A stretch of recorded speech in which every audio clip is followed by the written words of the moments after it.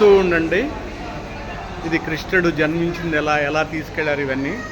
But ఈ area ప్రాశస్త్యం ఏంటంటే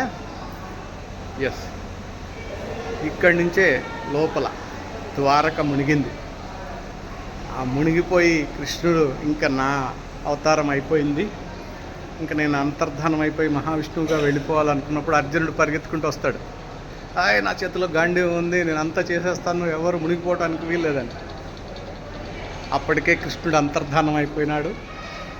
ఈయన గాంధీవం ఎత్తాడు, మంత్రాలు చదువుతాడు, శాస్త్రాలు అస్త్రాలు అన్నీ ప్రయోగించడానికి ప్రయత్నిస్తాడు. ఎప్పుడైతే కృష్ణుడు లేడో అర్జునుడి బాణం ఒక్కటి కూడా పనిచేయదు. అప్పుడు తెలిసొస్తుంది అర్జునుడు లేకపోతే నేను అంటే న్యాయం మన వైపు లేకపోతే మనం ఎంత శాస్త్రవేత్తలమైనా, ఎంత పెద్దవాళ్ళమైనా, ఎంత గొప్ప గొప్ప పనులు చేసినా భగవంతుడు మనల్ని ఆదుకోడు. అదే కృష్ణుడు మనకు చెప్పింది. కృష్ణతత్వంలో చాలా ఇంపార్టెంట్ అయిన విషయం ఏంటంటే మనం ఎంత గొప్పవాళ్ళమైనా మనలో ధర్మం లేకపోతే మనము ఏదైనా చేస్తే నడుస్తుంది అనుకుంటే నడవదు.